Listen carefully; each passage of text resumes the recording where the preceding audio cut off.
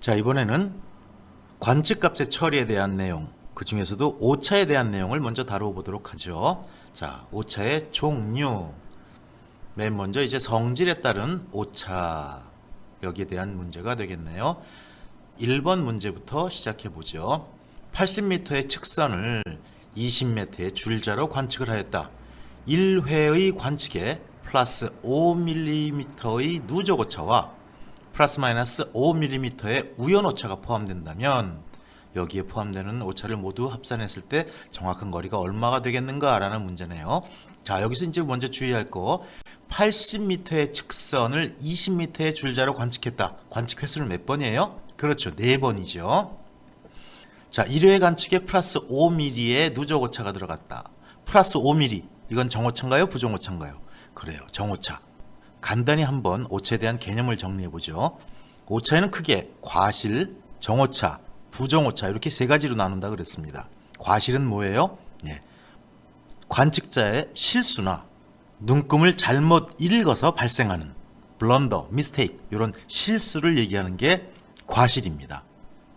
그래서 이 과실은 굉장히 큰 오차가 포함된다고 얘기를 했었고, 그렇기 때문에 무조건 없애주는 게 원칙이라고 얘기를 했어요. 예. 그 다음에 정오차가 있죠. 정오차. 일정한 방향으로 같은 크기로 계속 누적돼서 발생하는 오차. 이게 정오차라 그랬죠. 그렇죠? 그래서 다른 말로 누적 오차, 누차 이렇게 표현했었어요. 그래서 이 정오차는 한쪽 방향으로만 커져요. 즉 플러스 방향으로만 발생한다면 계속적으로 플러스 방향으로 누적이 되고, 만약에 처음에 아예 시작이 마이너스 방향으로 시작했다면 계속 마이너스 방향으로 누적이 되는 겁니다. 그래서 이 정오차는 횟수의 비례해서 나타내고 원인만 알면 바로 제거가 가능하다고 얘기했었어요. 그렇죠? 그 다음에 남은 하나가 뭔가요? 예, 부정오차. 이 부정오차는 다른 말로 우연오차라고도 표현을 했었습니다. 이 부정오차는 어떤 특징이 있죠? 예, 지멋대로 발생해요. 플러스 방향, 마이너스 방향 어디로 튈 줄 몰라요. 그래서 여기서 우리가 문제에서 확인해 볼 수 있는 게 플러스 마이너스 5mm의 우연오차라고 되어 있죠. 예, 요거만 가지고도 알 수 있는 게, 아, 플러스 마이너스가 둘 다 붙었구나. 어디로 튈 줄 모르는구나. 그래서 이게 부정오차, 다른 말로 우연오차라고 할 수 있다는 것을 알 수 있습니다. 과거에는 이 부정오차를 다룰 수가 없었다 그랬어요. 어디로 튈지 모르고 원인도 알 수가 없고 해결할 방법이 없었습니다. 그래서 과거에는 주로 정오차에 대한 보정만 다뤘다고 얘기를 했었고요. 근대에 와서 현대로 들어서면서 컴퓨터의 개발, 그 다음에 통계학의 응용, 이런 걸로 부정오차 해석이 가능해지기 시작했다고 얘기를 하죠. 하지만 이 부정오차는 아직도 완벽하게 우리가 잡지를 못합니다. 자, 이런 내용을 가지고 한번 문제를 보죠. 제일 먼저, 자, 누적오차가 있죠. 누적오차. 80m 직선을 20m 줄자로 4번 관측했어요. 4번 관측했다. 횟수가 나오네요. 자, 이 횟수에 따라서 누적오차는 횟수에 비례하게 된다고 얘기를 했습니다. 그래서 n 4번 횟수 곱하기 알파, 요게 정오차죠. 다른 말로 누적오차. 그래서 모두 20mm, 즉 0.02m의 누적오차가 발생되고요. 그 다음에 우연오차, 다른 말로 부정오차는 어떻게 돼요? 예, 요건 우리가 대문자 m이라고 썼고요. 요건 플러스 마이너스 시그마, 이 우연오차 값에다가 루트에서 n 횟수를 곱해줘서 표현을 합니다. 그래서 계산하면 플러스 마이너스 5mm 곱하기 루트 4 하면은 플러스 마이너스 10mm가 나오고, 요건 다시 단위 환산을 하면 플러스 마이너스 0.01m가 나오죠. 자, 이 두 가지 오차를 모두 고려했을 때 정확한 거리가 나오고, 그때는 자, 몇 미터를 측선을 쟀다 그랬어요? 80m를 쟀죠. 거기 정오차가 얼마가 포함됐다? 다른 말로 누적오차가 얼마가 포함됐다? 0.02m가 포함됐고, 부정오차, 다른 말로 우연오차가 얼마가 포함됐다? 0.01, 플러스 마이너스 0.01m가 포함됐습니다. 그래서 모두를 고려하면 80.02m, 이게 이제 누적오차, 즉 정오차가 포함된 값이고, 플러스 마이너스 0.01m, 이게 부정오차, 즉 우연오차가 되는 거죠. 그래서 최종값은 얼마? 80.02m, 플러스 마이너스 0.01m, 이렇게 해결할 수가 있습니다.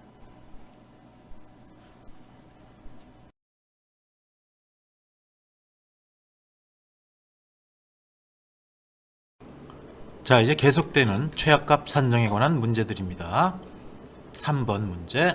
어떤 내각을 3명의 관측자가 결정한 관측값에 의해서 결정하려고 한다. 3사람의 결과가 다음과 같다면 최악값은 얼마인가? 라는 문제입니다. 자, 지금 3사람의 관측한 값이 68도 26분까지는 다 동일하네요. 하나는 32초 프라마이너스 3.2초, 하나는 27초 프라마이너스 2.9초, 하나는 25초 프라마이너스 3.6초입니다. 자, 여기 지금 뒤에 붙은 오차가 앞에서 설명한 오차하고 동일한 오차입니다. 무슨 오차예요? 우연 오차. 다른 말로 부정 오차입니다. 왜? 부정 오차는 왜 생겼는지도 모르고 어느 방향으로 튈지도 모르고 그렇기 때문에 플러스 값과 마이너스 값을 다 갖는다고 얘기했어요. 이에 반해서 정오차는 한쪽 방향으로 일정한 방향으로 같은 크기로 발생하는 오차이기 때문에 플러스로 시작했으면 쭉 끝까지 플러스, 마이너스로 시작했으면 쭉 끝까지 마이너스가 되기 때문에 오차 값은 플러스 방향이나 마이너스 방향 한 방향으로만 발생합니다. 이게 다릅니다. 그래서 이 부정 오차들 여기서는 우리가 주로 어떤 오차를 간주하냐면 평균 제곱근 오차로 사용합니다.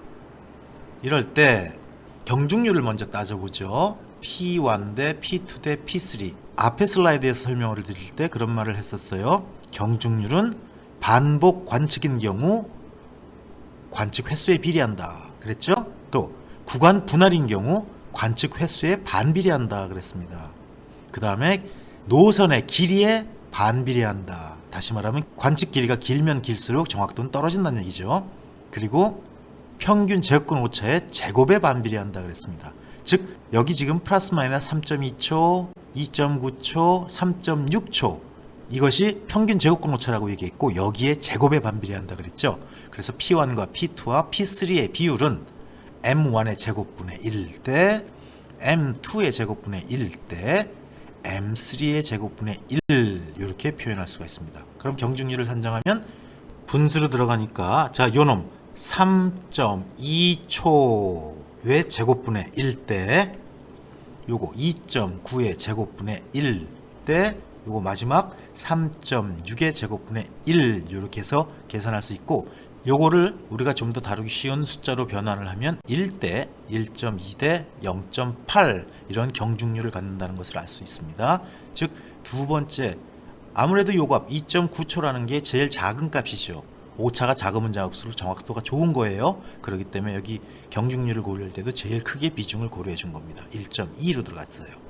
자, 그러면 우리가 구하고자 하는 각의 최하값 즉 알파 제로는 어떻게 썼지요? 경중률이 있을 때 분모에는 경중률의 합 그래서 P1 플러스 P2 플러스 P3가 들어갔고 분자에는 경중률 곱하기 각각의 관측 값들이 들어갔습니다. 즉 P1 곱하기 알파1 더하기 P2 곱하기 알파2 더하기 P3 곱하기 알파3 이렇게 해서 집어넣어주면 숫자를 집어넣어 볼까요? 역시 이것도 앞 문제하고 똑같습니다. 68도 26분은 세 개가 다 동일하죠. 그래서 앞으로 빼내고 계산을 안 해요.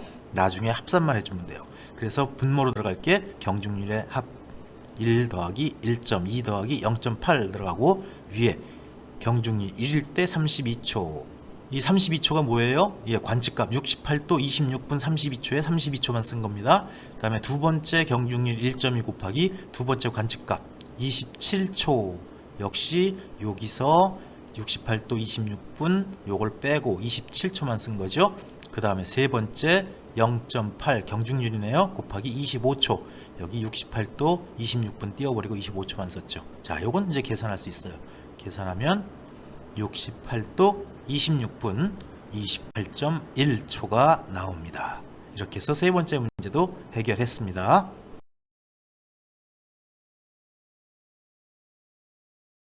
자, 5번 문제. 그림과 같이 5점에서 같은 정도의 각을 관측하여 이것도 앞에 거하고 똑같아요. 즉 같은 정확도로 봤다는 얘기, 즉 경중률을 고려하지 않아도 된다는 얘기입니다. 다음과 같은 결과를 얻었다면 보정값은 얼마가 되나. 자, 근데 x3라는 값에서 x2와 x1을 더한 걸 빼줬더니 45초의 각 차이가 발생했다라 그랬습니다. 이 얘기는 뭐예요? 조건부 최악값에서 x1과 x2를 더한 값과 x3의 값은 같아야 돼요. 그게 조건이잖아요. 근데 조건이 만족하지 못하고 45초에 각 차이가 발생했다. 이게 뭐예요? 예, 이만큼 조정을 해야 된다는 얘기죠. 그럼 x1과 x2를 더한 값이 큰가요? x3가 큰가요? 예, 찾을 수 있어요. x3가 큽니다. 자, 그러면 조정량은 어떻게 구할까요? 예, 각을 모두 몇 개 관측했어요? 3개 관측했어요. 앞에서 했던 거하고 똑같아요. n분의 오메가라고 했던 거. 그래서 3개 관측. 그 다음에 몇 초가 차이가 났어요? 45초가 차이가 났죠. 그래서 이 15초라는 조정량을 각각 3각에다가 보정을 해줘야 됩니다. 그래서 조정량의 배분은 x1, x2에는 15초씩을 더해줘야 되고요. 작았었죠? x3가 더 컸던 거니까 x3에는 15초를 빼서 조정을 해서 x1과 x2를 더한 값과 x3가 같다는 조건을 만족시켜줘야 됩니다. 이렇게 해서 5번째 문제도 해결이 됐습니다. 자, 역시 이제 최악값 산정에 관한 문제 4번째 문제입니다. 다음 그림과 같이 3개의 각 알파, 베타, 감마를 같은 정확도로 관측한 결과 알파는 26도 17분 18초, 베타는 38도 28분 37초, 감마는 64도 45분 40초를 얻었다라고 얘기했습니다. 이때 AOC 요거죠. AOC 요 값의 최악값을 찾아라 라는 얘기입니다. 요거는 조건부 최악값이네요. 어떤 조건이 성립돼요? 알파하고 베타, 즉 요각과 요각을 더한 값이 요각, 감마가 꼭 되어야 된다는 조건입니다. 이 조건이 맞아져야 돼요. 자, 그러면 알파 더하기 베타는 감마가 되니까 요 각의 차이, 즉 알파 더하기 베타에서 감마를 빼준 값이 그 두 개의 조건에 맞지 않는 차이가 되는 거죠. 그럴 때 이 알파하고 베타 각각 26도 17분 18초 더하기 38도 28분 37초 요거 두 개 더한 거에서 64도 45분 40초를 뺀 거, 감마값 요거를 빼준 거. 원래는 이게 두 개가 같아야 되지만 항상 관측에는 오차가 수반된다 그랬어요. 그래서 같지 않기 때문에 요 차이값이 나올 거고, 요걸 우리가 계산을 해보니까 15초가 나오네요. 자, 여기 문제에 보면 같은 정확도로 관측한 결과라는 말이 있습니다. 같은 정확도로 관측한 결과, 이건 무슨 얘기예요? 모두 동일한 조건에서 관측을 했다는 얘기예요. 그렇죠? 예. 아까 우리가 앞에서 계산한 거는 어떤 거는 3번 보고, 어떤 거는 2번 보고, 어떤 건 4번 보고, 즉 경중률이 다르다는 얘기죠. 또 어떤 거는 평균 제곱근 오차가 뭐였고, 어떤 거는 평균 제곱근 오차가 뭐였고, 이것도 조건이 다르다는 얘기예요. 하지만 같은 정확도로 관측했다는 얘기는 조건이 같다는 얘기고 경중률을 고려하지 않아도 된다는 얘기입니다. 즉 경중률이 같을 때 우리가 조건부 최악값 산정에서의 조정량 엡실론은 관측각이 모두 몇 개예요? 3개죠. 즉 관측각의 개수분의 각 오차, 이렇게 해서 구할 수가 있고요. 그러면 n분의 오메가라고 쓸 수가 있고, 수치를 집어넣으면 n, 관측각은 모두 3개죠. 그 다음에 각 오차가 15초였어요. 그래서 조정량은 5초가 나옵니다. 이 5초를 각각 3각에다 조정을 해줘야 돼요. 그래서 지금 알파 베타하고 감마 값하고 어떤 게 커요? 알파 베타를 더한 값이 감마 값보다 큽니다. 그쵸? 그렇기 때문에 알파 베타에서는 각을 빼줘야 되고 감마에서는 오히려 더해줘서 두 개가 같도록 맞춰줘야 되겠죠? 그러면 AOC라는 각, 즉 각 감마 요거요. 요거는 어떻게 해요? 5초를 더해줘서 계산합니다. 그래서 64도 45분 40초에다가 5초를 보태주면 64도 45분 45초, 이게 각 AOC 요 감마 값의 최악 값이 되는 거죠. 이렇게 4번째 문제도 해결했습니다.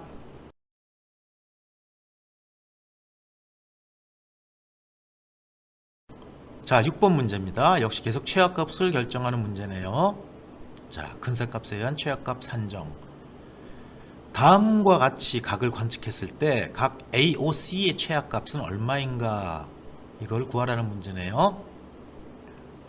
자, A, O, C 요각, 즉 감막 값이네요. 자, 근데 이건 앞에 문제하고 뭐가 틀려요? 관측 횟수가 다릅니다. 관측 횟수가 다르다는 얘기는 동일한 조건이 아니란 얘기죠. 즉 경중률을 고려하여야 한다라는 얘기입니다. 그럼 이거는 복합 문제예요. 경중률도 고려해야 되고 그 다음에 각 조정도 해야 되고. 자, 문제를 한번 풀어보죠. 자, 알파 플러스 베타는 감마가 되어야 된다는 조건이 있죠. 즉 이각 더하기 이각이 돼야 된다는 조건이에요. 그러면 더해보면 어떻게 돼요? 알파 더하기 베타 요거는 55도 42분 26초가 나오네요. 자, 이 정도는 암산으로 다 처리할 수 있습니다. 자, 감마는 55도 42분 38초라고 주어져 있죠. 즉 요거 두 개의 차이가 12초입니다. 자, 알파 베타를 더한 거에서 감마를 뺀 게 마이너스 12초가 나왔어요. 어떤 게 커요? 그렇죠, 감마가 큰 거예요. 그러니까 마이너스가 나왔죠. 자, 이 12초 요거를 조정을 해줘야 됩니다. 그럼 12초를 얼만큼, 알파 베타는 요 조정량만큼을 더해야지 이 등식이 성립할 거고요. 감마는 요거만큼 빼야지 이 조정이 완성이 되겠죠. 자, 그러면 이 P1과 P2와 P3의 조건, 즉 이번에는 관측 횟수가 달랐기 때문에 경중률이 달라집니다. 경중률은 어떻게 돼요? 조정량에 반비례한다 그랬어요. 기억하죠? 왜? 조정할 양이 많다는 얘기는 정확하지 않다는 얘기예요. 그렇죠? 예, 조정할 양이 적다는 얘기는 그만큼 정확하다는 얘기입니다. 그래서 엡실론 1분의 1 대 엡실론 2분의 1 대 엡실론 3분의 1 이렇게 쓸 수가 있어요. 요게 그러면 2분의 1 대 3분의 1 대 5분의 1로 들어갑니다. 요거 판단 잘해야 돼요. 예. 자, 이럴 때 요거를 우리가 편한수로 바꾸면 15 대 10 대 6이 나오죠. 자, 그럼 조정량은 어떻게 구해요? 이거는 경중률이 고려됐기 때문에 경중률의 합을 분모로 보내고 그 다음에 오차값 이게 분자로 가요. 그 다음에 조정할 각의 경중률을 곱해서 계산합니다. 그럼 알파에 대한 조정량은 얼마가 나올 거예요? 자, 경중률의 합이 얼마예요? 15 더하기 10 더하기 6. 그 다음에 조정량 얼마? 12죠. 곱하기 알파의 조정량 요거 15 요 값입니다. 그렇게 들어가면 5.81초가 나오고요. 베타인 경우는 역시 경중률 분모는 똑같아요. 15 더하기 10 더하기 6. 그 다음에 오차는 12 똑같죠? 그 다음에 조정할 각의 경중률이 얼마였어요? 10입니다. 그래서 여기 곱하기 10이 들어간 거예요. 계산하면 3.87. 그 다음에 감마 조정량은 15, 16 요 세 개 경중률을 다 더해준 부분에 12 오차가 들어갔고요. 곱하기 6이 들어갔습니다. 이 6은 여기 요거죠. 조정할 각의 경중률, 감마의 경중률. 그래서 2.32초가 나왔고요. 이 값들을 이용해서 A, O, C 즉 감마의 최악값을 결정하면 감마는 어떻게 돼요? 알파 베타에는 조정량만큼 더한다 그랬어요. 감마는 조정량만큼 뺀다 그랬습니다. 그래서 55도 42분 38초에서 2.32초를 빼주면 우리가 구하는 값은 55도 42분 35.68초가 나오는 거죠. 네, 조금 까다로운 문제, 복합 문제입니다.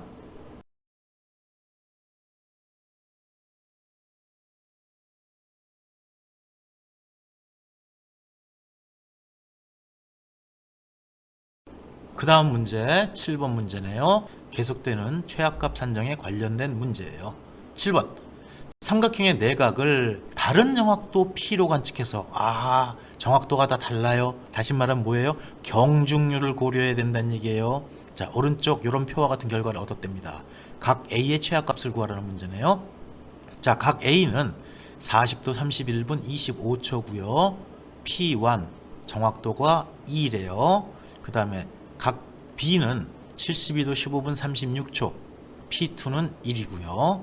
그 다음에 각 C는 67도 13분 23초고 정확도 P3는 5입니다. 자, 그럼 문제풀이를 볼까요? 조건부 최악값 산정에서 자, 삼각형의 내각이라 그랬습니다. 그럼 A, B, C 이 세 각을 모두 보태면 얼마가 돼야 돼요? 180도가 되어야 되죠. 근데 실제로 더하니까 얼마가 돼요? 180도 00분 24초. 24초가 컸어요. 이럴 때 만약에 같은 정확도라면 그냥 등 분배해 주면 돼요. 하지만 각각 다른 정확도로 관측했다 그랬죠. 그래서 각오차 24초에 대해서 조정을 해 주어야 합니다. 자, 조건부 최악값의 경중률 어떻게 구하나요? P1 대 P2 대 P3는 각 조정량 아까 했죠? epsilon 1분의 1 대 epsilon 2분의 1 대 epsilon 3분의 1 이렇게 들어갔고 각각 우리가 주어진 정확도 2분의 1 대 1분의 1 대 5분의 1 그래서 경중률은 0.5 대 1 대 0.2 이렇게 쓸 수 있어요. 이거 여러분 이 수치가 싫으면 10배를 곱해서 5대 10대 2라고 놔도 상관은 없습니다. 어차피 비율이기 때문에요. 자, 이럴 때 조정량은 어떻게 구해요? 앞에서 우리가 했죠? 경중률의 합분의 각오차 그 다음에 곱하기 조정할 각의 경중률이라 그랬어요. 그럼 각 A의 조정량은 경중률의 합 얼마죠? 0.5 더하기 1 더하기 0.2 해서 1.7이네요. 그분의 24초 차이였죠? 곱하기 조정할 각, 즉 각 A의 경중률 0.5 요걸 곱해주면 7.06초 이렇게 나옵니다. 약 7초 정도의 조정이 필요하다는 얘기네요. 그러면 이 각 A의 최악값은 어떻게 구한다? 요거를 빼줘야 돼요? 더해줘야 돼요? 자, 세 각을 더한 게 삼각형에서 180도보다 컸어요. 그렇기 때문에 빼줘야 됩니다. 그래서 40도 31분 25초에서 7초를 빼어주어서 우리가 구하는 각 A의 최악값은 40도 31분 18초가 되겠네요. 자, 이렇게 또 문제를 해결했습니다.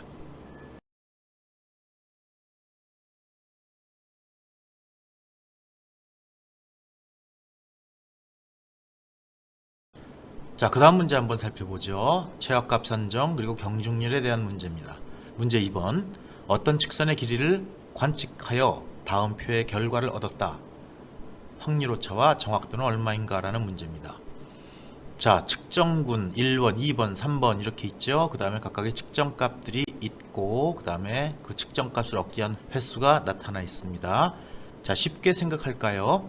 1번, 자 1번 어떤 한 사람이라고 가정을 하죠. 그래서 이 사람이 최종 관측값을 얻은 게 100.352라는 값을 얻었대요. 몇 번 관측했어요? 4번 관측했어요. 자, 2번이라는 사람은 100.348m를 얻었고요. 2번 관측해서 얻어낸 값입니다. 자, 3번 세 번째는 100.354m라는 관측값을 얻었고요. 역시 이 사람은 3번 관측을 했어요. 우리가 직관적으로 볼 때 어떤 게 제일 정확할까요? 맞아요. 1번이 제일 정확하다고 볼 수 있죠. 왜? 제일 많은 횟수로 관측을 해서 평균을 했기 때문이죠. 여기서 이제 우리가 경중률에 대한 얘기를 먼저 다루고 넘어가야 돼요. 자, 관측의 경중률. 자, 관측의 경중률. 경중률이 어떻게 작용하는가 앞에서 설명을 한 적이 있습니다. 유치원생하고 측량 전문가하고 둘이 나가서 관측을 했다고 가정을 해봐요. 그리고 똑같은 길이를 제가 갖고 왔는데 이 두 사람의 값을 평균해서 그냥 최종 결과값을 얻었다. 이건 좀 억울하죠. 왜? 유치원생이 얻은 값은 아무래도 측량 기술자가 관측한 값보다는 정확할 수가 없기 때문이에요. 아주 특별한 운이 들어가는 경우를 빼놓고는요. 그럴 때 우리는 이걸 1대1로 평균을 하면 안 돼요. 그렇죠? 조금 더 가중값을 줘서 즉 경중률을 주어서 전문가가 한 값을 좀 더 높은 비중을 주고 평균을 해야 된다는 얘기입니다. 그렇다고 유치원생이 한 값을 버리지는 않는다는 얘기죠. 자, 이럴 때 우리가 앞에서 그 경중률의 비에 대한 얘기를 여러 번 다뤘었어요. 자, 경중률은 먼저 측정 횟수에 비례한다, 반비례한다. 예, 덮어놓고 비례한다고 하면 안 됩니다. 꼭 중요하게 생각해야 될 거, 만약에 이게 반복 관측이라면 10번 재서 평균한 값이 2번 재서 평균한 값보다는 훨씬 정확하다. 어느 정도까지? 5배 정도 정확하다고 우리가 봐요. 이럴 때에는 경중률은 횟수에 정비례를 합니다. 근데 어떤 경우가 있어요? 우리가 1m 길이를 잴 때 1m가 넘는 자로 한 번에 콱 잰 게 정확할까요? 10cm짜리 자로 10번 잰 게 정확할까요? 횟수가 많다고 정확해지지 않죠. 이럴 때는 횟수가 많을수록 오히려 정확도가 떨어집니다. 그래서 반복 관측인 경우에는, 즉 여러 번 관측해서 평균을 구한 것은 횟수가 많으면 많을수록 정확도가 좋아지지만, 이렇게 구간을 끊어서 관측을 했을 때에는 오히려 횟수가 정확도에 반비를 합니다. 그래서 경중률을 고려할 때 반비례한 값을 고려해 줘야 돼요. 또 어떤 경우가 있어요? 반비례하는 경우가 있었어요. 자, 노선 길이가 길면 길수록 정확도는 떨어지죠. 그렇죠? 그래서 경중률은 길이에 반비례를 합니다. 또 평균 제곱근 오차일 경우는 어때요? 평균 제곱근 오차일 때는 평균 제곱근 오차, 즉 오차가 크면 클수록 정확도가 떨어진다는 얘기예요. 근데 반비례하는 게 아니라 제곱에 반비례한다라는 것도 꼭 기억해 두세요. 그리고 또 하나, 우리 각 조정량의 경중률은 어떻게 돼요? 역시 반비례하죠. 요거 헷갈리는 사람들이 많아요. 왜 각 조정량이 경중률에 반비례합니까? 자, 조정량이 크다는 얘기는 정확도가 떨어진다는 얘기죠. 조정량이 적다는 얘기는 정확도가 좋다는 얘기예요. 정확도가 좋기 때문에 조정을 조금만 해줘도 되는 거고, 조정량이 많다는 얘기는 정확도가 떨어지기 때문에 많이 조정을 해줘야 된다는 얘기예요. 이런 네 가지 카테고리 꼭 기억하면서 여러분들이 경중률을 풀어나갈 수 있어야 됩니다. 자, 그럼 이런 경우에서는 횟수죠. 관측 횟수, 반복 관측인 경우입니다. 그랬을 때 경중률은 어떻게 되죠? 맞아요. 측정 횟수의 정비례를 합니다. 그래서 관측의 경중률은 P1, P2, P3 이렇게 나타낼 수 있고, 요거는 정비례하기 때문에 1번 경중률은 측정 횟수가 제일 많아요. 그래서 4. 그 다음에 2번에 대한 경중률은 횟수가 2번이니까 2. 그 다음에 3번 경중률에 대한 거는 횟수가 3이니까 3. 그래서 P1 대 P2 대 P3는 4대 2 대 3의 경중률을 주고 평균을 구해야 된다. 즉 이러한 경중률을 고려해서 최하값을 산정해야 된다는 얘기죠. 이게 바로 조건이 다른 경우에 경중률을 고려하여 최하값을 구하는 방법입니다. 그러면 최하값은 어떻게 구해요? 최하값은 우리가 L0라고 표현을 보통 합니다. 길이일 때 length에서 온 말이에요. 그리고 각인 경우에는 보통 알파라고 많이 써요. angle, A자를 그리스 문자로 표현해서 알파, 각을 많이 표현할 때 알파라고 쓰고요. 이런 것도 노테이션 기억해 두면 좋겠네요. 그 다음에 높이를 구할 때는 주로 H, height를 많이 씁니다. 자, 길이니까 L0라고 표현한 거고요. 이 최하값은 경중률을 고려했을 때 어떻게 돼요? 네, 분모에는 각각의 경중률의 합이 들어가고요. 그 다음에 분자에는 첫 번째 경중률 곱하기 첫 번째 관측값 더하기 두 번째 경중률 곱하기 두 번째 관측값 더하기 세 번째 경중률 곱하기 세 번째 관측값, 이렇게 해서 계산을 합니다. 자, 그럼 이걸 우리가 풀어보면 100을 앞으로 제가 빼놨습니다. 이 이유는 뭐예요? 굳이 100.352, 100.348, 100.354 이걸 다 계산하기 싫어서 그랬어요. 이것도 요령입니다. 여러분 계산기를 이용해서 계산할 때 계산기 버튼을 적게 누르면 누를수록 오차는 줄어듭니다. 예. 그렇죠? 그래서 100을 앞으로 빼는 거고요. 자, 여기가 경중률의 합이네요. 4, 2, 3 세 개를 더한 게 들어가고, 그 다음에 여기 첫 번째 경중률 곱하기 100을 뺀 나머지 0.352m, 그 다음에 2 곱하기 두 번째 경중률 곱하기 0.348m, 그리고 더하기 세 번째 경중률 곱하기 100을 뺀 0.354m, 이렇게 해서 계산을 하면 100.352m가 최하값으로 구해집니다.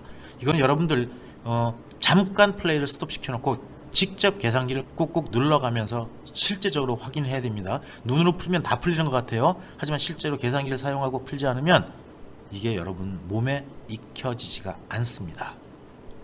자, 그래서 이제 최하값을 구했고요. 이제 이 최하값을 이용해서 각각의 잔차를 찾아내는 게 바로 이제 나타난 표입니다. 자, 최하값이 얼마예요? 100.352였죠. 그 다음에 측정값 M값은 위에 있는 거 그냥 관측값 적어준 겁니다. 100.352, 100.348, 100.354. 그래서 요것들의 잔차는 어떻게 구하죠? 예, 관측값과 최하값의 차이가 잔차예요. 마이너스 부호가 붙어도 상관없습니다. 어차피 우린 잔체 제곱을 쓸 거니까요. 자, 요거하고 요거 차이가 얼마일까요? 없네요. 제일 정확하게 나왔네요. 역시 횟수가 많아서 그런 거예요. 자, 요거하고 요거 차이는 얼마? 4가 나왔죠. 요거하고 요거 차 얼마? 예, 2가 나왔어요. 아닌데요. 0.004, 0.002가 나오는데요. 그거 다 계산기에 두드려주면 시간이 많이 걸려요. 그래서 이렇게 푸는 것도 요령입니다. 이것도 꼭 기억해 두세요. 자, 요건 뭐예요? VV는 V의 제곱이죠. 즉 잔차의 제곱. 0을 제곱하면 역시 0일 거고요. 4를 제곱하면 16이 나오고요. 2를 제곱하면 4가 나옵니다. 그랬을 때 경중률 첫 번째 경중률이 4였고요. 두 번째 경중률이 2였고 세 번째 경중률이 3이었죠. 자, 그래서 경중률의 합을 다 더하면 9가 되네요. 그쵸? 자, 그러고 나면 이제 PVV 요거를 구할 거예요. PVV는 뭐예요? P 경중률이었죠. 그 다음에 V의 제곱. 여기서 구한 값 요거 그대로 갖다가 사용하면 되겠네요. 요거 두 개 곱하면 빵. 그쵸? 요거 두 개 곱하면 32가 되나요? 요거 두 개 곱하면 12이 되네요. 그럼 여기에 총 합은 얼마? 네, 44가 나왔습니다. 이렇게 해서 우리가 PVB까지 구해놨으면 이제 확률 오차를 구할 수가 있죠. 확률 오차. 평균 제곱근 오차는 확률 오차가 좀 다르죠. 예, 여기서 뭐가 떨어져요? 플러스 마이너스 0.6745가 떨어지면 돼요. 그리고 감마 제로라고 표현 안 하고 보통 M, 대문자 M으로 표현합니다. 자, 확률 오차는 어떤 경우에요?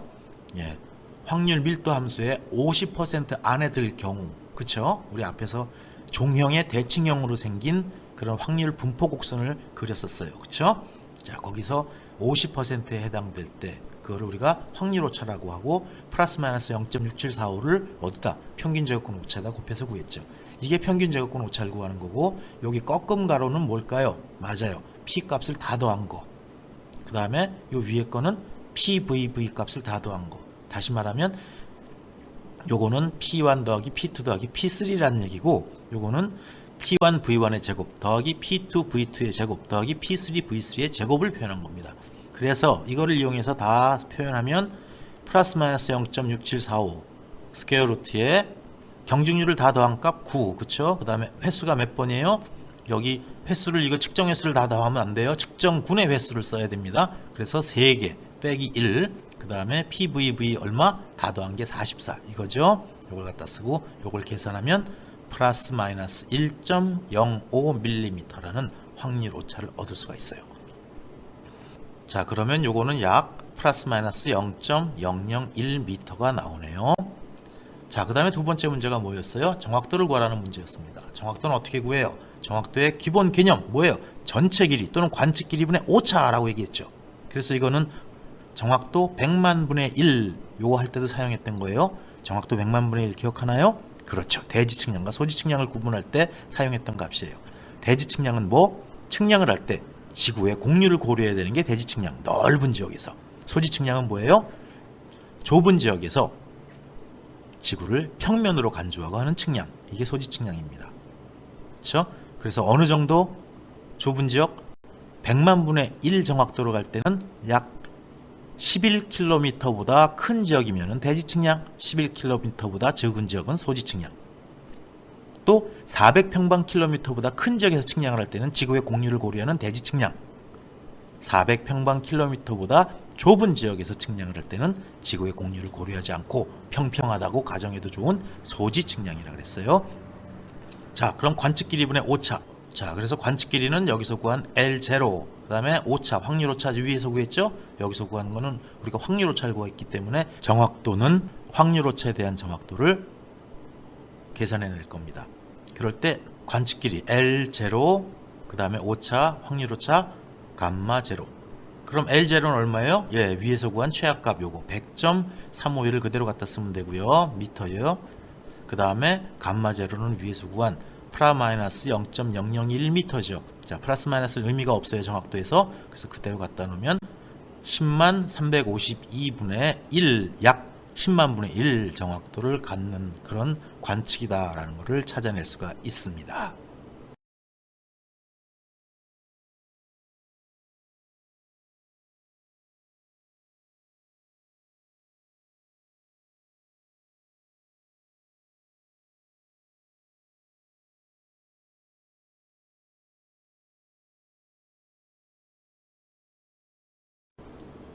자, 이번엔 정확도에 대한 문제입니다. 8번 문제.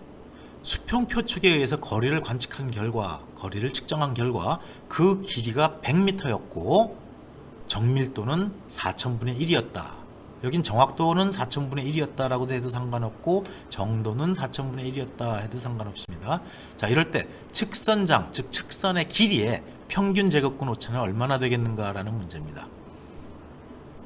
자, 정밀도는 아까 우리가 뭐라고 표현했어요? 또는 정확도도 마찬가지입니다. 전체 길이분의 오차라고 얘기했어요. 그럴 때 우리가 문제에서 주어진 정밀도가 4000분의 1이었죠. 그리고 전체 길이가 100m였습니다. 그 다음에 오차가 2지요. 몰라요. 이 오차를 구할 겁니다. 알파벳 대문자 2. 그럴 때 2는 0.025m. 아주 단순하게 구할 수 있는 그런 문제입니다. 자, 계속되는 문제를 보죠. 이번에는 오차 전파에 대한 문제가 나왔습니다. 그 중에서도 정오차의 오차 전파에 대한 문제네요. 자, 문제 9번. 평지의 면적을 구하기 위하여 직사각형의 토지를 가로 15.6m, 세로 12.5m로 관측하였다. 자, 면적을 구하기 위해서 가로와 세로를 쟀단 얘기예요. 이때 관측할 때의 정확도가 가로, 세로 모두 100분의 1이었다면, 즉 거리의 정확도, 가로 거리의 정확도도 100분의 1, 세로 거리의 정확도도 100분의 1이었다는 얘기네요. 각각 거리의 정확도를 주어졌고요. 이 거리의 정확도를 알고 있을 때 면적의 정확도는 어떻게 되는가 라는 것을 구하라는 문제입니다. 결론적으로 얘기하면요. 면적의 정확도는 가로 거리의 정확도 더하기 세로 거리의 정확도라고 쓸 수가 있습니다. 이때 가로와 세로 거리의 정확도가 모두 동일하다면 면적의 정확도는 거리의 정확도의 2배가 되는 거죠. 같은 얘기로 최적에서 가로와 세로와 높이의 거리 정확도가 모두 동일하다면 최적의 정확도는 거리 정확도의 3배가 됩니다. 자, 이러한 결론적인 내용을 먼저 머릿속에 기억을 하고요. 문제를 해설해 보도록 하겠습니다. 자, 그림에서 보는 것 같이 이러한 직사각형이 있어요. 그래서 가로의 길이는 L1 더하기 DL1, 세로의 길이는 L2 더하기 DL2라고 나타나 있습니다. 이때 L1과 L2는 각각 거리를 얘기하고요.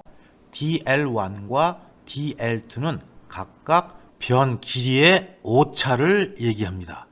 물론 정오차겠죠. 자, 우리가 이 내용을 가지고 면적을 한번 구해 볼까요? 자, 면적을 구하면 당연하죠. 면적은 가로 곱하기 세로 하면 돼요. 그래서 L1 곱하기 L2라고 쓸 수 있습니다. 자, 심심한데 이 면적을 한번 편미분을 해볼까요? 그러면 이거는 곱하기로 이루어진 복합함수의 미분이네요. 그러면 처음에 앞에 거 미분하고 뒤에 거 갖다 쓰고, 즉 DL1하고 L2를 갖다 쓰고요. 더하기, 이번엔 앞에 거 그냥 쓰고 뒤에 거 미분하고, 그래서 L1 DL2 이렇게 쓸 수가 있습니다. 이게 바로 면적을 편미분한 값이죠. 자, 우리 심심한데 한번 이번엔 이거를 분모로 보내고 이걸 분자로 보내서 한번 나눠볼까요? 그래서 A분의 DA를 계산하면 A 분모에는 L1 곱하기 L2가 들어갈 거고요. 그 다음에 DA에 해당되는 부분 이거는 L2 DL1 더하기 L1 DL2가 들어갈 겁니다. 자, 요거를 우리가 나눠볼까요?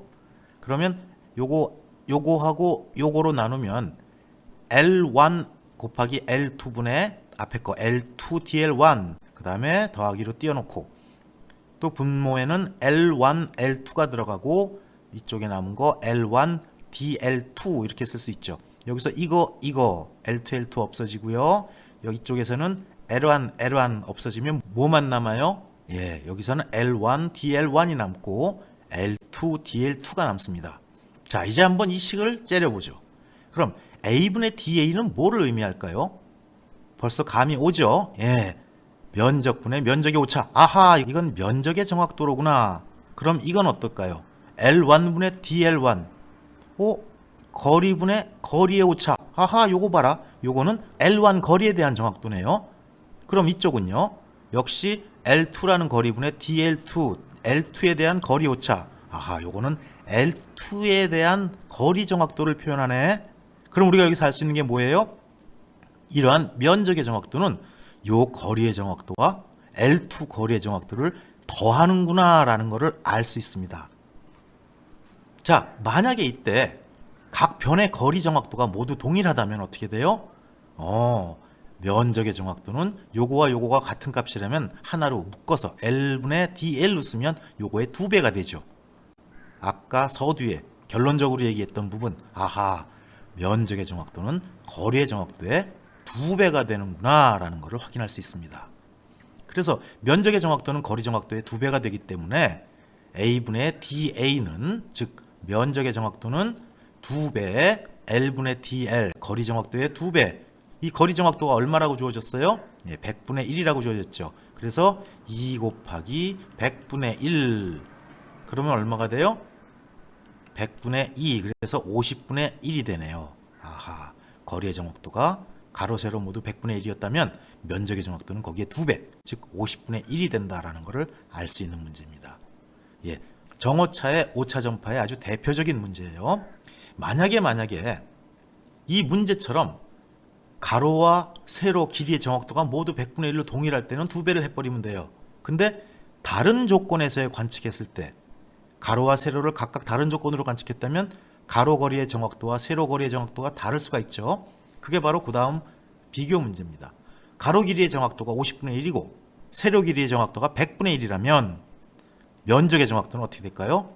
예, 이거는 동일하지 않은 거리의 정확도를 가지고 있는 거네요. 그럴 때 면적의 정확도는 거리의 정확도를 더해서 구한다 그랬죠. 그래서 가로 길이의 정확도 50분의 1 더하기 세로 길이의 정확도 100분의 1 해서 100분의 3, 약 33.3분의 1이라고 면적의 정확도를 계산할 수 있는 겁니다.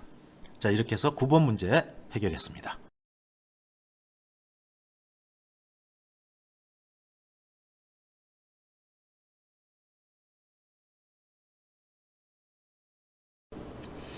자, 정오차의 오차 전파네요. 또 자, 문제 10번. 수평 및 수직거리를 동일한 정확도로 관측하여 육면체의 최적 2000 큐빅미터를 구하였다. 최적 계산의 오차를 0.5 세제곱미터 이내로 하기 위해서는 수평 및 수직의 거리 관측의 허용 오차를, 다시 말하면 정확도를 얼마로 하여야 하겠는가 라는 얘기입니다. 자, 우리 앞에서 설명했어요. 최적의 정확도는 거리 정확도의 3배라고 얘기했습니다. 물론 이때 각각 거리의 정확도가 같은 경우에요. 만약에 각각 거리의 정확도가 다르면 각각 거리의 정확도들 3가지를 모두 더해줘야 된다 그랬어요. 그래서 V분의 DV, 이건 뭐예요? 최적의 오차죠. 즉 최적의 정확도를 표현한 겁니다. 요거는 3배의 L분의 DL, 요건 뭐예요? 거리의 정확도네요. 그러면 자, 요 식을 이용해서 요 식 그대로 갖다 집어넣어 볼까요? 자, 최적이 얼마라 그랬어요? 2000 세제곱미터. 그쵸? 그 다음에 이 최적 계산의 오차가 얼마? 0.5m 세제곱. 그쵸? 즉 2000분의 0.5, 요게 V분의 DV, 정확도, 최적의 정확도를 얘기한 거예요. 이건 거리 정확도의 3배가 된다는 이런 공식을 유도할 수가 있습니다. 그럴 때 이 L분의 DL은 얼마가 될까요? 요거 계산하면 4001, 그렇죠? 여기 4000, 여기 1 될 거고 3을 연산해주면 12000분의 1이 되네요. 이렇게 해서 간단하게 거리 정확도를 구할 수 있어요. 자, 문제 11번. 역시 오차 전파에 대한 얘기입니다. 한 변의 길이가 10m인 정방형, 즉 직사각형 토지예요. 정방형 토지를 축척 1대 600 또는 축척 600분의 1 지도상에서 측정한 결과 도상의 변 측정 오차가 0.2mm 발생하였다. 이때 실제 면적의 면적 측정 오차는 얼마가 되겠는가 얘기죠. 면적에 대한 오차. 거리의 정확도와 거리의 정확도가 합쳐져서 면적의 정확도가 된다 그랬습니다. 자, 이 문제를 풀기 위해서 축척을 한번 정의해 보죠. 축척은 우리가 어떻게 했어요? 예, 실제 길이분의 도상 거리가 축척이 됩니다. 그리고 여기 축척이 주어졌죠? 600분의 1로 주어졌고, 이게 실제 길이 오차가 얼마인지를 몰라요. 근데 지도상에서 오차가 0.2mm 였대요. 그러면 실제 지상의 한 변의 오차, 요거는 요 계산하면 풀 수 있죠? 0.12m랍니다. 지상에서의 오차는. 그럴 때 면적의 정확도는 거리의 정확도의 2배라 그랬어요. 그러면 A분의 DA, 이게 면적의 정확도는 2배의 L분의 DL, 요건 거리의 정확도. 그렇기 때문에 2 곱하기 자 10m 뭐예요? 한 변의 길이가 10이라 그랬죠? 그 다음에 실제 한 변의 오차가 0.12m. 그렇죠? 그렇게 되면 요걸 계산해주면 10분의 0.24, 즉 2.4%가 됩니다. 자, 이번에는 부정오차의 오차전파와 관련된 문제입니다. 이 앞에서까지는 우리는 정오차의 오차전파에 대한 얘기를 다뤘고요. 이제 부정오차에 대한 오차전파를 다룰 겁니다. 문제 12번. 트랜짓으로 1회에 각 관측을 할 때 발생하는 우연오차가, 다른 말로 하면 우연오차는 부정오차죠. 우연오차가 플러스 마이너스 0.01초라면 16회 연속 각 관측을 했을 때 전체 오차는 얼마인가? 자, 부정오차가 전파될 때 총 오차를 구하라는 문제네요. 정오차는 우리가 누차라고 얘기했어요. 누적오차라고 얘기했고 단순히 횟수에 비례해서 발생한다 그랬습니다. 하지만 부정오차는 횟수에 비례해서 발생하는 게 아니라 횟수에 루트를 씌워서 계산을 해준다 그랬죠. 그래서 이 부정오차 총합은 m이라고 표현하고요. 플러스 마이너스 시그마 루트의 n이라고 쓸 수 있고요. 한 번 관측했을 때 나타내는 부정오차가 시그마로 표현한 거니까 여기에 0.01을 집어넣어주면 m은 플러스 마이너스 0.01초 곱하기 루트의 횟수 몇 회? 16회, 루트 16을 집어넣어주면 루트 16이니까 바로 4가 돼서 튀어나오죠. 그래서 플러스 마이너스 0.04 계산기를 갖지 않고도 암산으로 풀 수 있는 문제 나왔네요. 간혹 우리 기사시험이나 산업기사에서는 이렇게 루트 안에 들어가는 숫자들이 4, 9, 16, 25 이렇게 떨어지는 경우가 많아요. 그러면 우리한테 고마운 거죠. 시간을 절약해 줄 수 있기 때문에. 이렇게 해서 12번 문제도 해결하였습니다. 자, 13번 문제요. 역시 부정오차의 오차 전파와 관련된 문제입니다. 1회 관측에서 발생하는 우연오차가 플러스 마이너스 0.5초인 각을 12회 관측했다 그랬습니다. 자, 그리고 또 두 번째 관측에서는 1회 관측에 플러스 마이너스 0.3초의 평균 제곱근 오차를 갖는다면 이 두 가지 관측에서 총 평균 제곱근 오차가 같도록 하기 위해서는 몇 회 이상 관측하는 것이 좋은가라는 문제입니다. 자, 이 문제를 해결하기 위해서 먼저 우리가 앞에서 바로 앞 문제에서 해결했던 공식 있죠. 부정오차에서 오차가 전파되는 식. 대문자 m은 플러스 마이너스 시그마의 루트 n 이렇게 표현했고요. 이 시그마는 한 번 관측에 포함되는 오차고 이 루트 n에 들어가는 n은 관측 횟수라고 했습니다. 여기서는 두 가지 관측이 있기 때문에 제가 편의상 첫 번째 관측에서의 1회 관측에 포함되는 오차를 시그마 1이라고 놨고요. 또 첫 번째 관측에서 관측 횟수를 n1이라고 놨습니다. 또 두 번째 관측에서 1회 관측에 포함되는 평균 제곱근 오차를 시그마 2라고 표현했고 관측 횟수를 n2라고 표현을 했어요. 자, 그럼 먼저 첫 번째 관측에서 한번 봅시다. 부정오차의 오차 전파를 고려해서 총오차는 어떻게 표현하나요? m은 그쵸? 플러스 마이너스의 1회 관측에서의 오차 곱하기 루트의 n이라고 표현했고요. 자, 여기서 주어진 값들을 차례로 대입하면 플러스 마이너스 0.5초 곱하기 루트의 12죠. 그래서 요거를 계산하면 플러스 마이너스 1.7321초가 나오죠. 자, 두 번째 식을 한번 세워볼게요. 자, 총오차 m은 플러스 마이너스 시그마 2의 루트의 n2라고 표현할 수가 있고요. 자, 두 번째 관측에서 1회 관측에 포함되는 평균 제곱근 오차가 플러스 마이너스 0.3초라 그랬어요. 그러면 이 값은 플러스 마이너스 0.3초 곱하기 루트의 n2라고 쓸 수 있습니다. 근데 이 값도 첫 번째 관측과 총 평균 제곱근 오차가 같도록 하자고 했죠.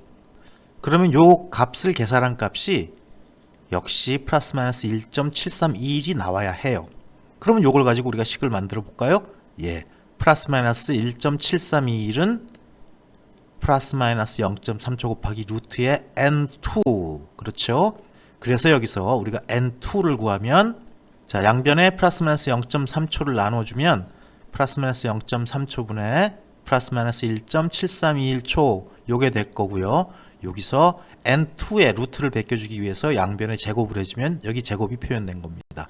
그러면 요걸 계산하면 33.335 그러면 34.3회라는 건 없기 때문에 34회 관측을 해야 이러한 정확도를 얻을 수 있다는 얘기입니다.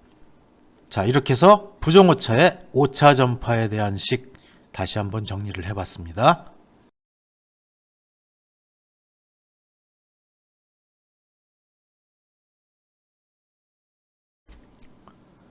자, 이번에는 오차 전파의 응용 파트로 넘어갑니다. 자, 계속되는 오차 전파에 관한 내용들이에요. 14번 문제 보죠. 구형의 토지 면적을 관측하였을 때 직사각형의 토지를 얘기하는 겁니다. 구형. 그 변 x, y의 길이를 측정한 관측값이 다음과 같다. 그래서 x는 60.26m 플러스 마이너스 0.016m라고 나와 있네요. y는 38.54m 플러스 마이너스 0.005m입니다. 여기서 뒤에 있는 플러스 마이너스가 붙은 요 값들은 뭐예요? 예, 부정오차죠. 플러스 마이너스가 다 붙었어요. 그리고 다른 말로 우리가 평균 제곱근 오차라고도 얘기를 했습니다. 그때 평균 제곱근 오차와 면적을 구하라 라는 문제입니다.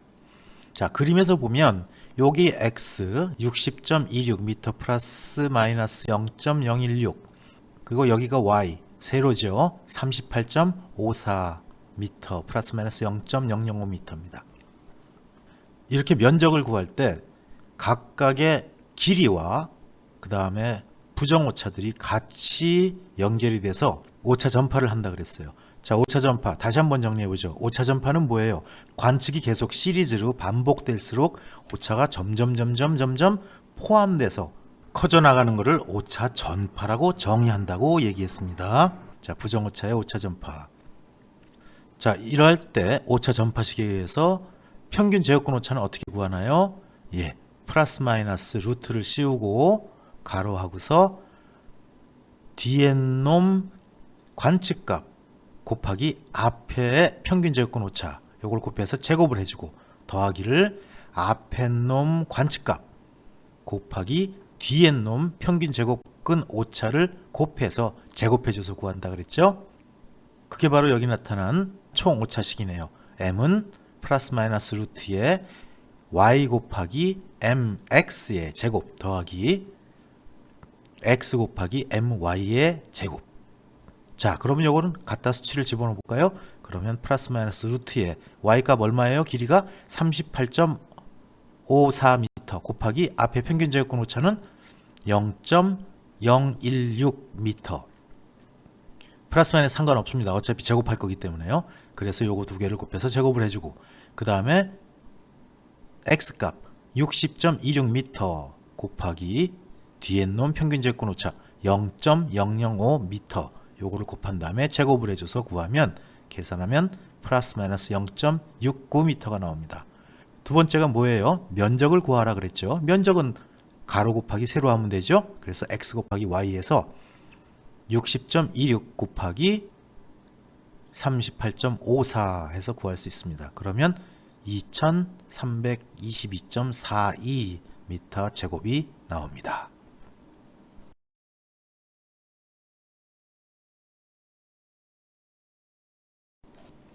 자, 또 다른 오차 전파의 응용 문제네요. 자, 보죠. 15번째 문제입니다. 기초 터프하기 공사를 하기 위해서 가로, 세로 깊이를 스틸 테이프로 측량해서 줄자라는 얘기죠. 예, 강철자로 측량해서 다음과 같은 결과를 얻었다. 토공량, 여기에 포함된 오차, 그리고 최적의 정확도를 구해라. 종합 문제입니다. 토공량도 구하고 여기에 포함된 오차도 구하고 그 다음에 최적의 정확도도 구하라 라는 문제예요. 단 가로는 40m 플러스 마이너스 0.05m 역시 부정오차죠. 뒤에 붙은 거는 플러스 마이너스. 세로는 20m 플러스 마이너스 0.03m 그리고 깊이 또는 높이는 15m 플러스 마이너스 0.02m입니다. 우리 앞에서 계산한 문제는 면적에 대해서 부정오차의 오차전파의 응용을 얘기한 거고요. 이번에는 최적에 대해서 부정오차의 오차전파의 응용을 얘기하고 있는 겁니다. 자, 그럼 최적 또는 토공량은 어떻게 구해요? 최적은 가로 곱하기 세로 곱하기 높이죠. 먼저 최적을 구하면 x 곱하기 y 곱하기 h 하면 x가 얼마? 관측값이 40m y는 20m요. 그리고 높이 15m. 그래서 세 개를 곱하면 12,000 세제곱미터가 됩니다. 자, 그러면 총 오차의 전파, 총 전파된 오차의 양은 얼마인지 한번 살펴볼까요? 우리 앞에서 면적일 때는 앞에 관측값 곱하기 뒤에 평균 제곱근 오차를 곱해서 요걸 제곱시켜 준 거에다가 뭘 더했죠? 네, 뒤에 놈 곱하기 앞에 평균 제곱근 오차를 곱해서 제곱해 준 걸 더해서 루트 씌워서 구했어요. 최적일 때는 어때요? 동일합니다. XYZ, XYZ는 여기서는 XYH 이런 식으로 반복이 되는데 제일 먼저 첫 번째가 첫 번째 놈의 평균 제곱근 오차 곱하기 Y 관측값 곱하기 높이 관측값 요거를 곱한 다음에 제곱을 해주고요. 더하기 그 다음에 첫 번째 관측값 곱하기 두 번째 값의 평균 제곱근 오차 곱하기 높이 관측값 요걸 다 곱한 다음에 제곱을 해준 거 그리고 또 더하기를 첫 번째 관측값 곱하기 두 번째 관측값 곱하기 그 다음에 세 번째 평균 제곱근 오차를 곱한 다음에 제곱을 해서 요거를 각기 모두 더해서 루트를 씌워서 구합니다. 그래서 그 수치대로 집어넣으면 플러스 마이너스 루트에 이놈 0.05죠. 그 다음에 곱하기 20m 관측값이에요. 곱하기 h 높이의 관측값 15 요거를 제곱한 다음에 더하기를 첫 번째 관측값 40m죠. 곱하기 두 번째 평균 제곱근 오차 요게 my라고 표현된 거 0.03 그 다음에 곱하기를 높이 값의 관측값 그래서 15 요거를 제곱해주고 더하기 마지막으로 xy 그 다음에 mh였죠. x가 40m 곱하기 20m 곱하기 높이에 대한 평균 제곱근 오차 0.02 요거를 모두 제곱을 해서 루트를 씌워주면 플러스 마이너스 28.37 세제곱미터가 나옵니다. 이게 총 전파된 오차의 합이에요. 자, 그럼 최적의 정확도는 어떻게 구해요? 예, 길이의 정확도는 길이분의 길이의 오차, 면적의 정확도는 면적분의 면적의 오차, 최적의 정확도는 최적분의 최적의 오차였죠. 그러면 최적의 정확도는 최적분의 우리가 위에서 구한 12,000 그분의 최적의 오차 28.37 지금 막 구한 거 요거를 계산하면 0.0023643 정도가 나오고요. 그거를 우리가 보통 정확도는 분자를 1로 표현하는 경우가 많으니까 422.9분의 1 약 423분의 1 정도가 바로 최적의 정확도가 되겠네요. 자, 이렇게 해서 최적 값과 그 다음에 최적 계산에서의 포함된 총 전파된 오차값 그리고 오차와 최적을 이용해서 최적의 정확도까지 계산하는 그런 문제였습니다.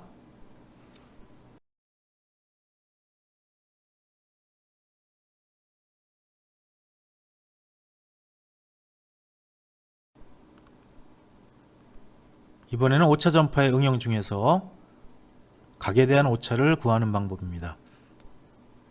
자, 16번 문제 보죠. 30초 읽기 트랜짓. 우리가 보통 30초 도옥이라고 얘기를 해요.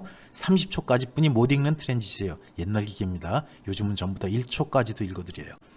자, 30초 도옥 트랜짓으로 6배각의 배각법에 의한 관측을 했대요. 자, 6배각. 동일한 각을 6번 재서 평균을 구한 게 6배각에 의한 배각법이죠. 이때 관측 오차가 얼만큼 되는가?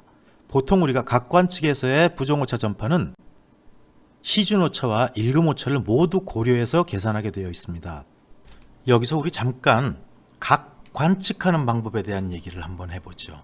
각 관측하는 방법. 예, 각 관측하는 방법에는 크게 4가지가 있습니다.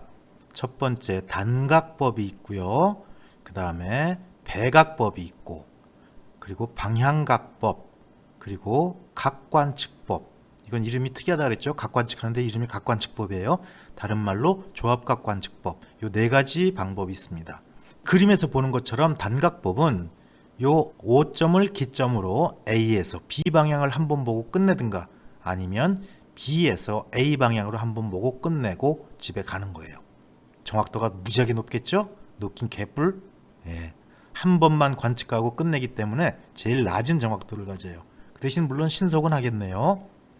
자, 그 다음에 백악법, 다른 말로 우리가 반복법이라고 얘기했습니다. 이건 뭐예요? 여기 A에서 B까지를 한 번 보고, 두 번 보고, 또 세 번 보고, 네 번 보고, 이럴 경우 사백악법이라고 얘기합니다. 그래서 이거는 단각법에 비해서는 정확도가 높지요. 왜? 여러 번 관측해서 평균화하는 형식으로 구하는 거기 때문에. 그래서 단각법보다는 높은 정확도를 갖는 게 백악법이에요.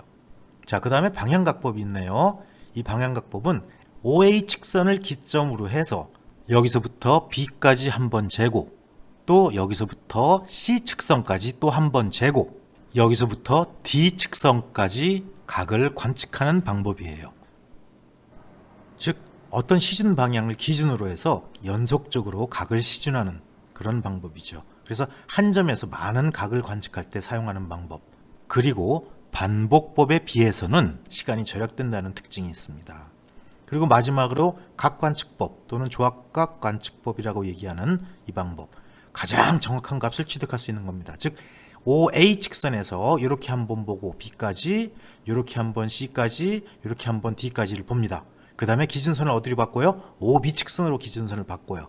그래서 여기서 C까지, 그리고 여기서 D까지 이렇게 보고요. 또 기준선을 OC 직선으로 바꾸죠. 그래서 여기까지 D까지, 그래서 D까지 또 한번 관측하는 방법이에요. 즉 여러 각을 방향각법으로 차례대로 관측하는 방법이고, 이러한 관측값들을 최소제곱법을 통해서 최하값을 결정하는 방법입니다. 그래서 가장 정확한 값을 취득할 수 있고 1등 삼각 측량에 이용한다 그랬어요. 이러한 여러 가지 방법에 의해서 각 관측을 했을 때 여기서 발생할 수 있는 부정오차의 전파들은 지금 이 표에서 보는 것과 같습니다. 그래서 단각법으로 관측을 했을 때 나타나는 부정오차의 전파는 플러스 마이너스 루트의 2배의 알파의 제곱 더하기 베타의 제곱, 이렇게 해서 구할 수가 있습니다. 여기서 알파는 시준오차, 베타는 1금 오차예요. 또 이번엔 백악법에 의한 부정오차의 전파는 플러스 마이너스 루트의 n분의 2 가로하고 알파의 제곱 더하기 n분의 베타, 요거를 통째로 제곱을 해가지고 계산할 수가 있습니다. 역시 알파는 시준오차, 베타는 1금 오차입니다. 그리고 방향각법에 의한 부정오차의 전파는 플러스 마이너스 루트의 n분의 2 그리고 알파의 제곱 더하기 베타의 제곱, 이렇게 사용할 수가 있어요. 우리가 지금 이 16번 문제에서는 6백악의 백악법에 의한 오차를 구하라 그랬습니다. 그럼 바로 요 가운데 거 여기에 해당되는 거죠. 그리고 문제에서는 시즌 오차를 무시해도 좋다고 얘기를 했어요. 즉 알파를 무시해도 좋다고 얘기한 겁니다. 자, 그러면 오차 전파를 응용한 백악법의 관측 오차의 총합 M은 요 식대로 플러스 마이너스 루트의 n분의 2 가로하고 알파의 제곱 더하기 n분의 베타의 제곱, 이렇게 쓸 수 있다 그랬죠. 근데 여기서 시즌 오차를 무시하게 되면 알파는 무시할 수 있기 때문에 식이 간략해지죠. 그래서 M은 플러스 마이너스 루트의 n 제곱에 2 베타의 제곱으로 쓸 수가 있고요. 자, 이 식을 좀 더 간략히 쓰기 위해서 이 루트 안에 있는 n제곱과 루트 안에 있는 베타 제곱은 밖으로 나갈 수가 있죠. 그러면 이 식을 어떻게 간략하겠어요? 플러스 마이너스 n제곱 띄워주고 바로 n으로 나오고요. 베타 제곱도 띄어서 바로 베타로 튀어나오고 루트 2만 남죠. 그래서 플러스 마이너스 n분의 루트 2의 베타, 이렇게 쓸 수 있습니다. 그러면 여기다가 우리가 주어진 값들을 대입하면 이 값은 플러스 마이너스 6분의, 왜? 6백악이라 그랬으니까요. 6분의 루트 2에 곱하기 30초 읽기라 그랬죠? 예, 이게 바로 1금 오차예요. 그래서 계산을 하면 플러스 마이너스 7.07초가 나옵니다. 이렇게 해서 오차 전파에 대한 내용들을 모두 다루어 봤습니다.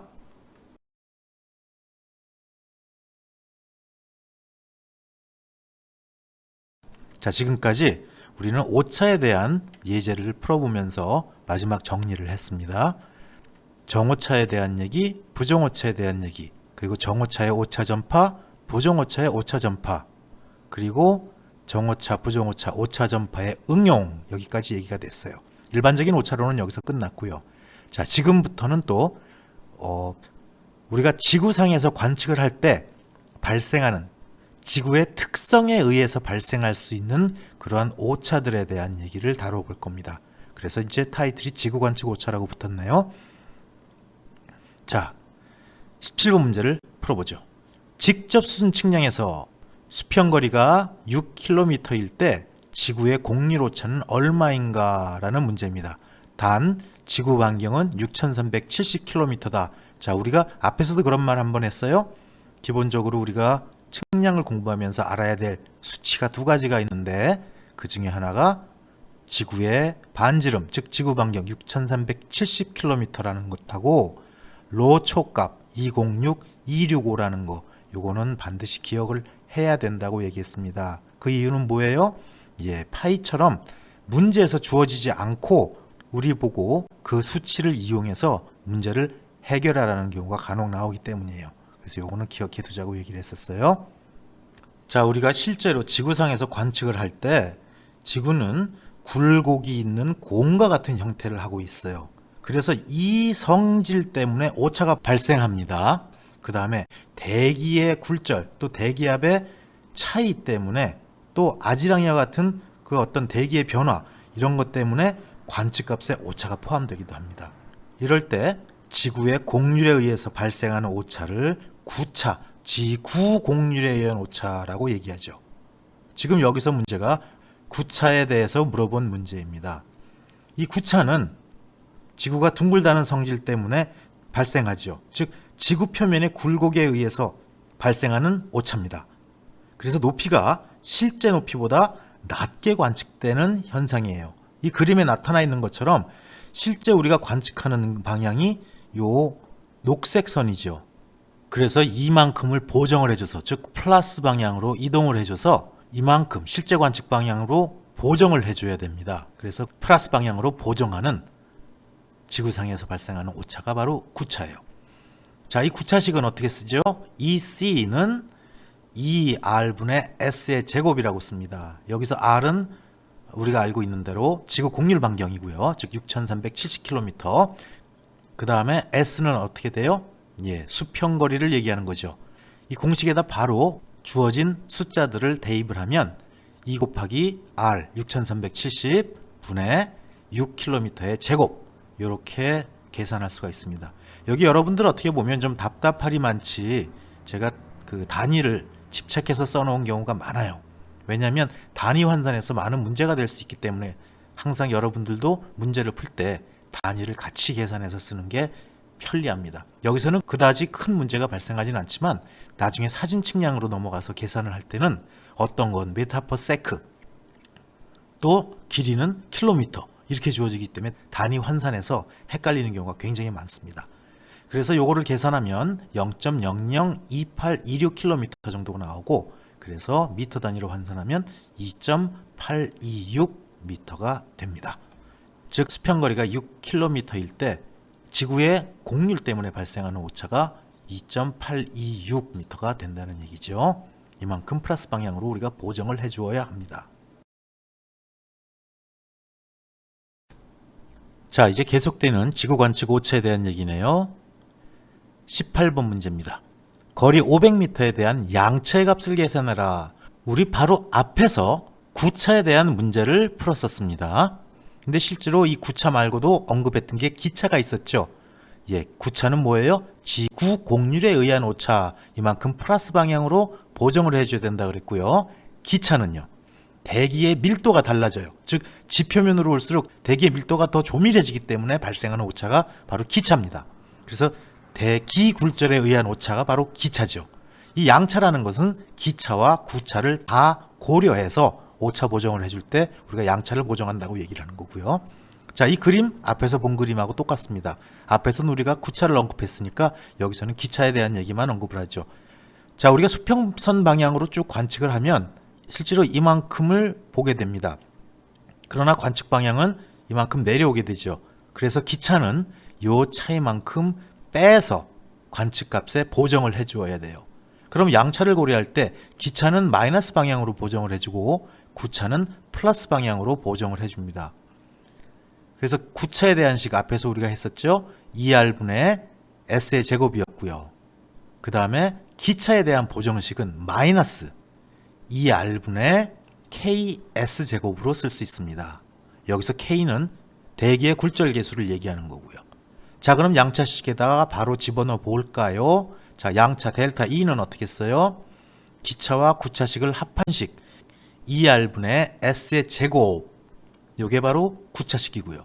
그리고 기차식은 2R분의 KS의 제곱인데 마이너스가 붙는다 그랬습니다. 그래서 이 두 가지 식을 합치면 2R분의 가로로 뽑아내서 1-K의 S의 제곱으로 쓸 수가 있지요. 그럼 여기다가 이제 주어진 숫자들을 대입하면 R 6370km, 그 다음에 1-K, K가 얼마였어요? 굴절계수 0.14 곱하기 수평거리, 거리 500m였죠? 자, 여기서 단위 환산 때문에 제가 0.5km로 바꿨습니다.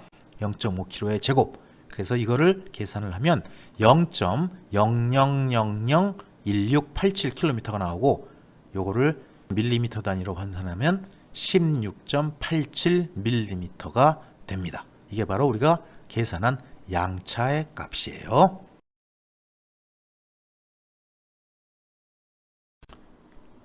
자, 계속되는 양차와 관련된 문제들입니다.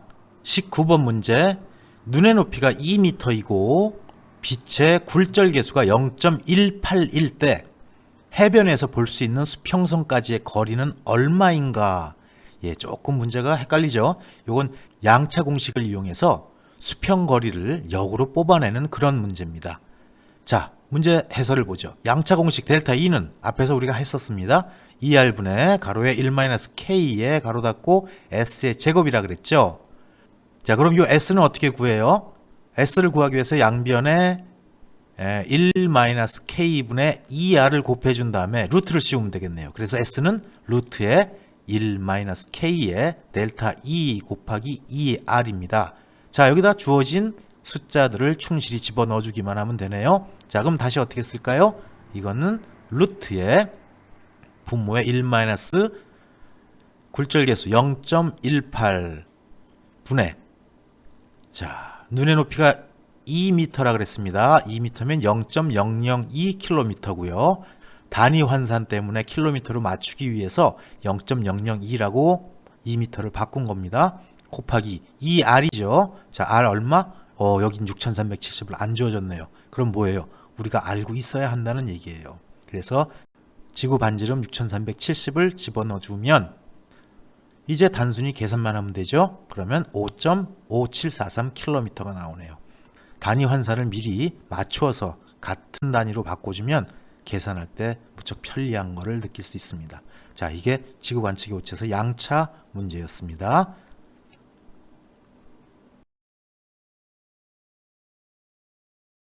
(20번) 문제. 삼각수준 측량에 있어서 5만 분의 1 정도, 이제 우리는 알아요. 예, 5만 분의 1의 정도는 5만 분의 1 정밀도 또는 5만 분의 1 정확도라는 얘기인 것도 알고 있습니다. 거기다가 뒤에 또 나와 있네요. 수준차를 허용한다. 역시 정확도를 표현한 거예요. 그래서 5만 분의 1 정도로 수준차를 허용할 경우에 지구의 공류를 고려하지 않아도 되는 시즌거리는 얼마가 되겠는가라는 문제입니다. 자, 공기의 굴절계수 K값 0.14 주어졌고요. 여긴 친절하게도 지구 반경 6370km가 주어졌습니다. 문제를 풀어보죠. 먼저 양차 공식 델타 E는 계속 나왔던 문제예요. 앞 문제들에서 2R분의 1-K의 S의 제곱이라 그랬죠. 자, 근데 우리가 지금 여기서 문제에서는 삼각수준 측량에 있어서 5만 분의 1이라는 정확도가 주어졌어요. 이 정확도는 뭐예요? 예, 실제 거리분의 오차예요. 그럼 실제 거리가 얼마인데 수평거리 S, 오차, 양차죠? 오차 델타 E, 요거로 바꾸어주기 위해서 이 양차 공식을 변형할 겁니다. 어떻게? 자, S 하나만 띄어낸 공식으로 바꾸기 위해서 양변에 1-K분의 2R을 곱해주고 S를 1로 또 나눠주면 이 주어진 양차 공식은 이렇게 변형시킬 수 있어요. S는 S분의 델타 E, 그쵸? 곱하기 1-K의 2R. 자, 공식을 두루치고 맺히고 하는 그런 기법이 필요한 문제입니다. 그랬을 때 정도가 또는 정확도가 5만 분의 1이라 그랬죠. 여기서 요 S분의 델타 S, 요게 실제 거리분의 오차, 즉 정확도를 언급하는 항목이니까 5만 분의 1을 여기다 집어넣어 준 겁니다. 정확도의 개념을 갖다 넣어준 거고요. 그 다음에 나머지는 충실하게 주어진 숫자들을 집어넣어 준 겁니다.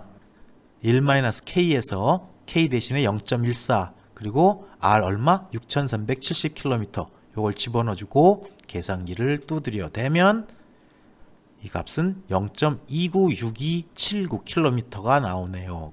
그러면 미터 단위로 환산하면 약 296m, 즉 300m 정도가 됩니다. 즉 5만 분의 1 정확도 정도로 수준차를 허용할 경우에 공률은 고려하지 않아도 되는 그런 시중거리는 약 300m 정도 된다는 그런 결론이에요.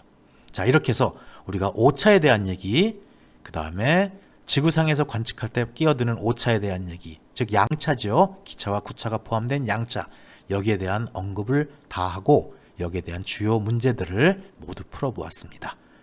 앞에서도 그런 말씀을 드렸지만 계산 문제는 눈으로 보면 다 풀릴 수 있는 것처럼 보이는 착각을 일으킵니다. 반드시 여러분들이 직접 써서 이 계산 문제들은 반드시 팔뚝 힘으로 해결해야 돼요. 그리고 계산기를 자꾸 또 눌러봐서 숙달해야 됩니다. 아마 여러분들 중에 계산기 사용할 때 도분초하고 백분율로 바꾸는 거 안 되는 사람도 있을 거예요. 자기 계산기마다 자기가 그 특성을 알아야지 그 활용을 극대화시킬 수가 있습니다. 그리고 여러분들 앞에서 문제를 풀 때 그런 언급을 한 적이 있어요. 계산기 버튼은 적게 누를수록 오차가 줄어든다 그랬습니다. 그래서 그렇게 하기 위해서는 여러분 계산기에 내재되어 있는 메모리를 많이 활용하세요. 그럼 굉장히 많은 도움이 되고 시간도 많이 절약될 겁니다.